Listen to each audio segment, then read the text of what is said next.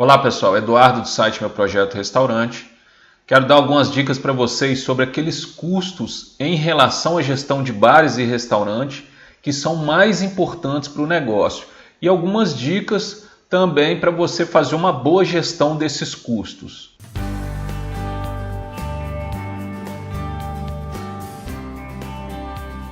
A representatividade dos custos no faturamento em relação a bares e restaurantes vai ficar mais ou menos dessa forma.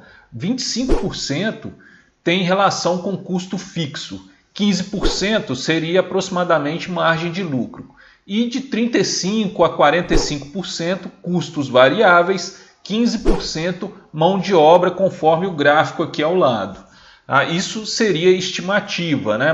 Fica mais ou menos dentro desse patamar aí a distribuição do faturamento.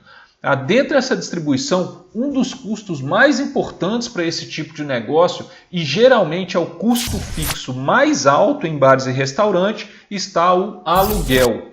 Então a minha dica em relação ao aluguel para vocês aí é o seguinte: o aluguel ele não deve superar mais do que 11% do faturamento. O que significa dizer o seguinte: por exemplo, se você tem um aluguel de R$ 5.500, o seu faturamento deve ser aproximadamente de 50 mil.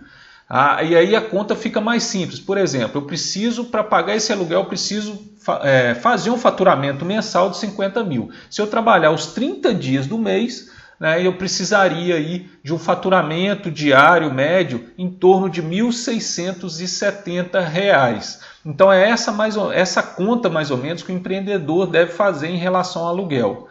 O segundo custo que eu quero falar aqui, que também é fundamental, importante fazer uma boa gestão dele, tem alta representatividade, conforme a gente viu no gráfico aí, é em relação à matéria-prima. Então tem duas coisas importantes em relação à matéria-prima para você fazer uma boa gestão desse custo no seu negócio. Quando eu falo matéria-prima, eu estou falando aí dos alimentos, daquilo que você usa para fazer a produção, o processo produtivo dentro da sua cozinha, né? São aqueles insumos que estão ligados ao processo produtivo, à produção dos seus pratos, bebidas que você serve. O que é preciso e o que é importante você conhecer sobre esse custo da matéria-prima? Em primeiro lugar, você tem que ficar ligado no seguinte: você não ganha só na venda, você ganha também nas compras. E aí tem algumas dicas importantes para você fazer uma boa gestão aí, de compras e em relação aos seus fornecedores. A primeira é o seguinte: tenha no mínimo 3 fornecedores para cada produto que você vende. Por quê? Porque assim você consegue fazer uma comparação em relação aos preços, sempre, claro, levando em consideração a qualidade também.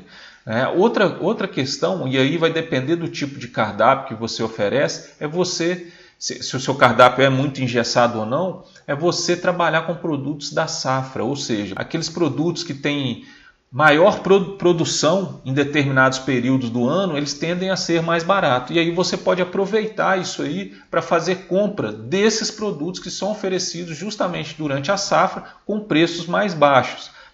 Outra dica é aproveitar as oportunidades de compra. O que significa? Significa você comprar maior volume daquelas mercadorias que estão justamente com preço mais baixo, mas para isso você precisa conhecer o seu estoque, os indicadores do estoque, para você não comprar produtos também que vão ficar obsoletos. E como se trata de bares e restaurantes, alguns são perecíveis, então corre o risco de você perder produtos se você não fizer essa gestão, não conhecer esses indicadores do estoque, e também corre o risco de ficarem encalhados se você não conhecer a saída, as vendas.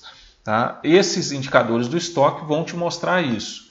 Uma outra dica é você comprar produtos com embalagens econômicas. As ditas embalagens econômicas nada mais são do que aquelas que comportam maior volume da mercadoria e, portanto, tendem a ter um preço mais em conta, mais barato.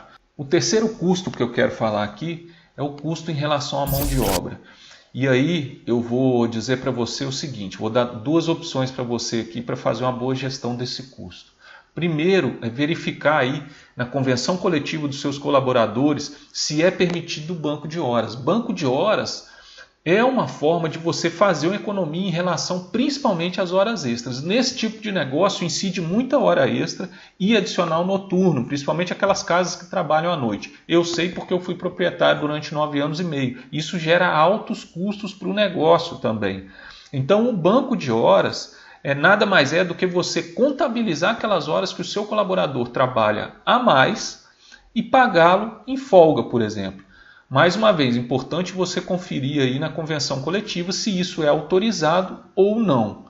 Tá? Uma outra forma de você reduzir esse custo é contratação de terceirizados e autônomos, mas para isso é bom você conhecer principalmente a legislação e fazer um estudo aí, conversar com o seu contador se isso é viável ou não para o seu negócio. Mas principalmente nesse ramo, sábados, domingos, feriados, em locais onde tem mais movimento, num período curto, né, você fazer essa opção por contratar colaboradores apenas em alguns dias da semana, aqueles que têm mais movimento, pode ser uma boa solução para o seu negócio. Uma outra questão em relação à rotatividade, a alta rotatividade de mão de obra em bares e restaurantes, que isso é bastante comum, né? Então, a minha recomendação é que você estude gestão de pessoas, né? Estude formas de recompensa, formas de motivar o colaborador e principalmente esses altos custos em relação às demissões que ocorrem, essa alta rotatividade, estão ligadas à contratação